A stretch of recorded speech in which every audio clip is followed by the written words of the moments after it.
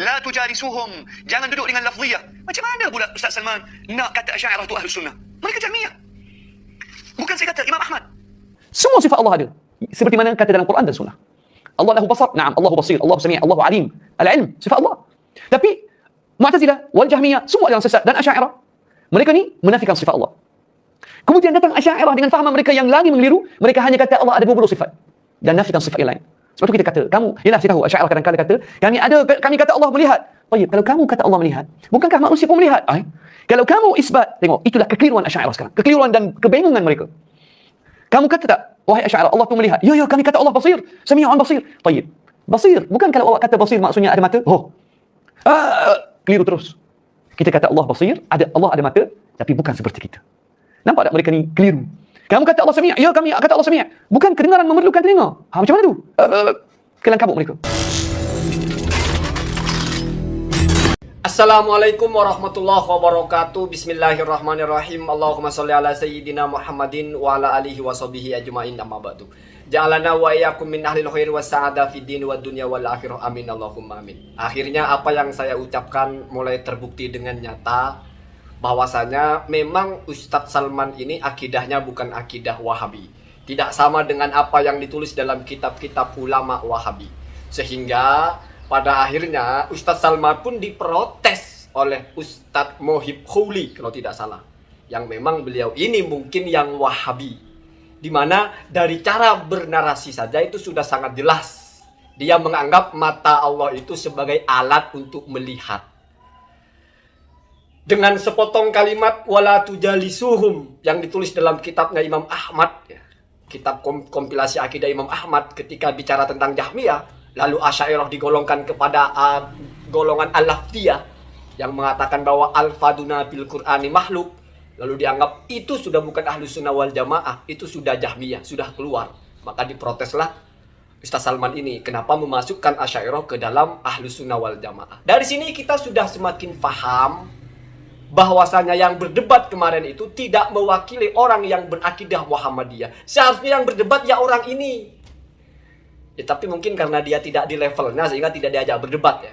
Seharusnya Ustadz Mohib ini yang berdebat. Kenapa? Karena dia ini yang plek mengamalkan kitab-kitabnya ulama Wahabi.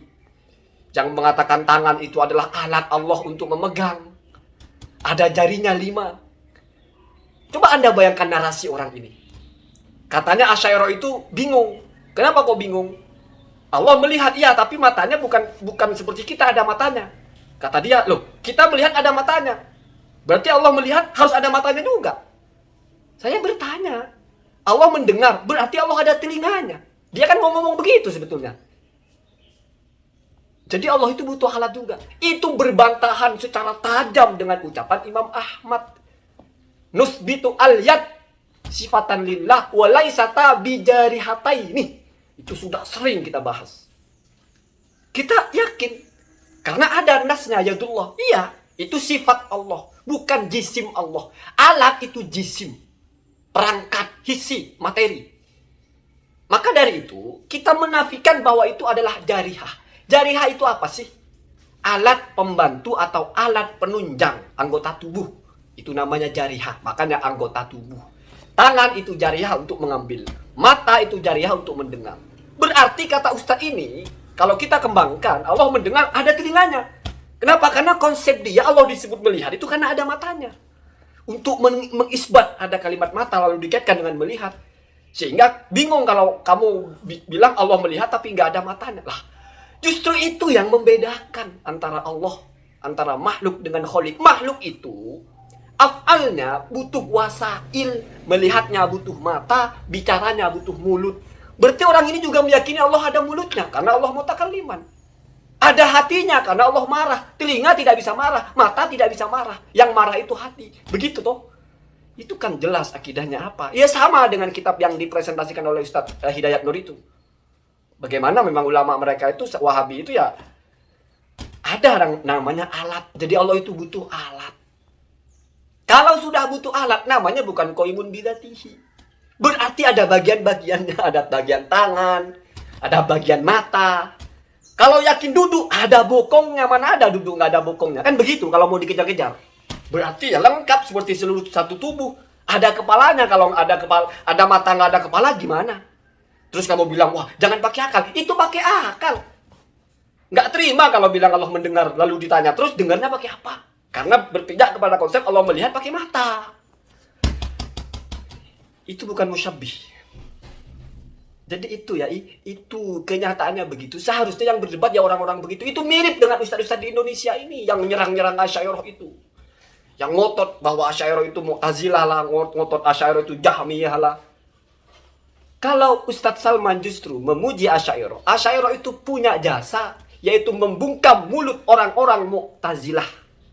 Ketika mereka menerka Allah dengan akalnya, diimbangi dengan akal lalu dihantam. Sehingga gugurlah Mu'tazilah itu, di mana awalnya menguasai. Imam Asy'ari itu sangat menguasai Asy'ariyah karena pernah mendalami. Jasa beliau adalah mampu membalikkan hujah mereka. Begitu ya, begitu. Itu Ustaz Salman ada narasinya begitu ya. Ketika bicara Wahabi, pujian Ustaz Salman, ya setidaknya dengan Wahabi di Mekah itu steril gitu. Kuburan nggak dikeramatkan gitu ya. Coba bayangkan kalau kuburan di Mekah itu dikeramatkan, nanti terganggu aktivitas orang haji. Itu ya. Nggak bicara akidahnya. Karena bukan akidahnya Ustaz Salman Salafi Wahabi. Tidak mungkin sama dengan akidahnya orang ini. Allah itu harus ada matanya karena melihat. Karena nggak melihat itu nggak pakai mata. Bingung katanya. Kalang kabut. Dia yang kalang kabut karena termakan doktrinnya sendiri. Itu kalimat terakhir seperti dia tidak sadar. Karena konsekuensinya adalah dia harus menetapkan Allah ada telinganya. Sama dengan Salafi Wahabi, menetapkan Allah itu al-harokah, bergerak. Kenapa? Karena ada hadis nuzul. Nuzul mesti gerak. Berarti itu namanya lazimah, kelaziman. Padahal dalam kitabnya Al-Jauziyah, kamu isbat Allah duduklah, Allah apa? Tetapi menafikan lazimah yang hissi. Tidak bisa kamu tetapkan ada konsekuensi fisik. Kalau duduk berarti ada bokongnya. Berarti memaknai duduk tidak seperti kamu memaknai duduk seperti apa. Bukan tidak tahu bagaimana cara duduknya, tetapi memaknai duduknya pun harus berbeda. Itu yang dimaksud dengan Imam Ahmad. Walaisa kama aradu idza atlaku al-yad. Bukan seperti yang kamu pahami ketika kamu mengatakan kata tangan. Begitu juga mata. Apa yang kamu pahami ketika bilang tangan? Alat mengambil. Bukan itu bagi Allah. Apa yang kamu pahami ketika kamu menyebut mata? Alat untuk melihat. Bukan itu bagi Allah. Satu alat. Yang kedua, al-ba'du atau fragmen, bagian. Ada mata, ada tangan. Bukan itu bagi Allah. Yang ketiga, murokab, ada bagian-bagiannya. Ada tangan atas, tangan bawah. Bukan itu bagi Allah. Sehingga disimpulkan dengan laisa kama aradu idza atlaku bil yad. Kalau Imam Nawawi jelas mengatakan laisa al-ma'na al-muta'arraf fi haqqina muradah. Bukan apa yang kita kenal yang dimaksudkan oleh nas-nas itu. Begitu. Kalau Imam Al-Baihaqi mengatakan bahwasanya thariqatu ahlil hadis kismatani, ada dua. Yang pertama, wa kala ilmahu ilallah la yatakallamuna anit ta'wil. Wakalu berarti menyerahkan ilmunya kepada Allah, tidak bicara masalah takwilnya. Ada yang membawakan takwil dengan al-qara'in al-maqbulah wal maqkulah fil lughah. Itu Pak, itu sudah rapi dibahas ratusan bahkan ribuan tahun. Muncul orang-orang bagian, bahkan Anda simak di channelnya Kang Saif. Bagaimana orang Athariyah saja, penganut mazhab Hambali saja mengkritik orang-orang di kelompoknya yang mengarah-arahkan kepada sifat-sifat Allah itu sebagai hissi, materi. Tangan hissi, ulu hissi, betul-betul arah. Itu ditepis justru oleh mereka sendiri. Ya. Kalau masalah lafduna bil Qur'ani makhluk, itu ucapan Imam Bukhari, Pak. Kamu mau mengatakan Imam Bukhari itu Jahmiyah. Itu pelik, ya, pelik. Makanya dalam Asy'ariyah itu, kalau kamu bicara kepada orang awam, sudah kalam Al-Qur'anu kalamullah wa laisa bimakhluqin titik. Quran itu kalamullah, tidak mungkin makhluk, titik. Kalau bicara wa alfaduna, itu bicara khusus untuk orang-orang yang bisa memahami. Tutup pembicaraan itu. Itu sama dengan Ustaz Salman ketika ditanya tentang bagaimana teks-teks Allah marah lah. Kaki Allah mengkerut misalnya ya. Atau Allah taraddud ya, kalau Salafi Wahabi ada Allah itu ragu-ragu. Kata Ustaz Salman apa? Nas-nas seperti itu biasanya tidak sahih. Kalaupun sahih maka jangan kita bicarakan. Ulama membicarakan itu karena ulama faham batas tegasnya antara tajsim dan bukan tajsim. Berarti menolak kalau Allah itu jisim. Kita kalau lempar ini ke publik, belum tentu publik itu tidak terbayang bahwa Allah itu jisim. Sementara kalau Allah jisim itu jelas ditolak. Imam Ahmad menjelaskan bahwa kita punya definisi apa itu jisim.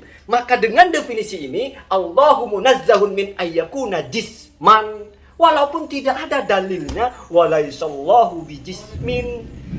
Itu Pak ya. Itu ya seharusnya berdebat dengan Wahabi itu saja. Tidak perlulah tarik-tarik kepada takfiri atau apalah. Itu kan klaim sana klaim sini saja. Tapi tembak congornya itu. Akidah kamu dibangun di atas dasar apa?